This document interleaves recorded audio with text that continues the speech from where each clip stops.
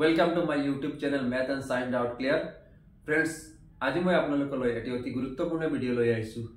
এইবাৰ দশমমান শ্ৰেণীৰ pre final এক্সামিনেশনত বিজ্ঞান বিষয়ত যিকেটা এমসিকিউ আহিছে তাৰ প্ৰথম 10টা এমসিকিউ আপোনালোকলৈ আগবঢ়াইছো। একেটা অকল দশমমান শ্ৰেণীৰ কাৰণেই নহয়, একেটা নৱমমান শ্ৰেণী হওক বা যিসকলে বিভিন্ন ধৰণৰ কম্পিটিটিভ এক্সাম দিব তেওঁলোকৰ কাৰণে অতিকৈ গুৰুত্বপূৰ্ণ।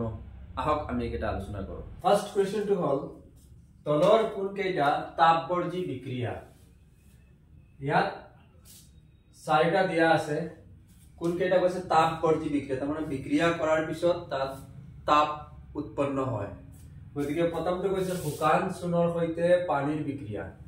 শুকান চূণৰ সৈতে পানীৰ বিক্ৰিয়া কৰিলে আমি জানো তাপ উৎপন্ন হয়। তাৰপিছত এটা এসিডৰ লঘুকৰণ, এসিডত পানী ঢালাৰ লগে লগে আমাৰ কি জানে জুইৰ নিচিনা বা ভাপ উৎপন্ন হয়, এটো হ'ব পানীৰ বাষ্পীভৱন।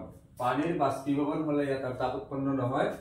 কৰ্পূৰৰ উদ্দপাতন, কৰ্পূৰৰ উদ্দপাতন কৰিলেও নহয়। তাৰ মানে আমাৰ শুদ্ধ উত্তৰটো হ'ব 1 আৰু 2 টো আমাৰ শুদ্ধ হ'ব এই অপচনটো। দুই নম্বৰ হৈছে ফেৰাছ সালফেট তাক হিট দিয়াৰ পিছত, হিট দিলে কৈছে ফেৰিক অক্সাইড, সালফাৰ ডাই অক্সাইড আৰু sulphur try oxide.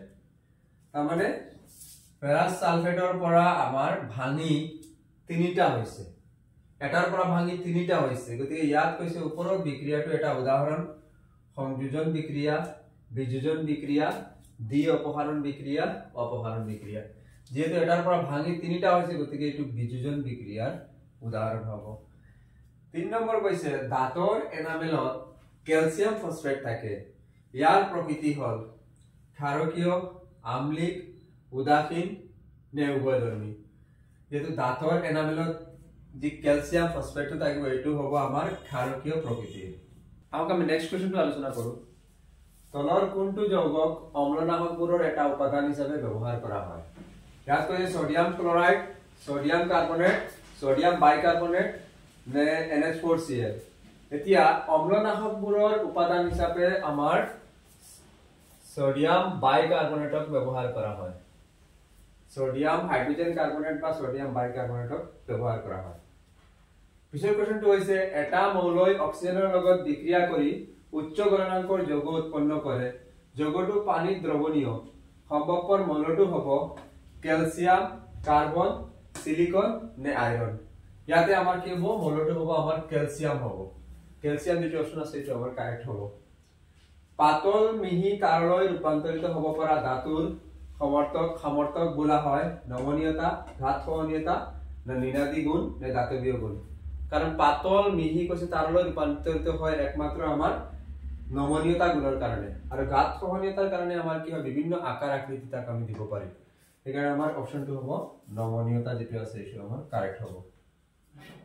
Next question হৈছে ক্যালসিয়ামক পানী যোগ কৰিলে কি ঘটে? ক্যালসিয়ামৰ লগত যদি আমি পানী যোগ দিয়া হয় কৈছে কি ঘটিব? ই পানীৰ সৈতে বিক্ৰিয়া নকৰে, ই পানীৰ সৈতে প্ৰবলভাৱে বিক্ৰিয়া কৰে। সি অপচন কৈছে ই পানীৰ সৈতে কম তীব্ৰতাৰে বিক্ৰিয়া কৰে। ডি অদ্ভুত হাইড্ৰোজেনৰ বুৰবুৰণি ক্যালসিয়ামৰ পৃষ্ঠত লাগি ধৰে। তে আমাৰ সি আৰু ডি অপচন দুইটা আমাৰ কি হ'ব? কাৰেক্ট হ'ব।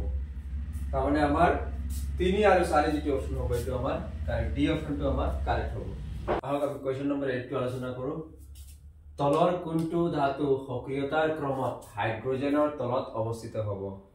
ইয়াত ধাতুৰ সক্ৰিয়তা অনুসৰি কৈছে কোনটো হাইড্ৰোজেনৰ তলত থাকিব?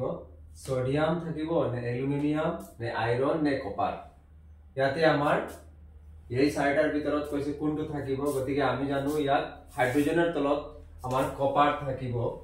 গতিকে কপাৰটো আমাৰ কি হ'ব? শুদ্ধ হ'ব।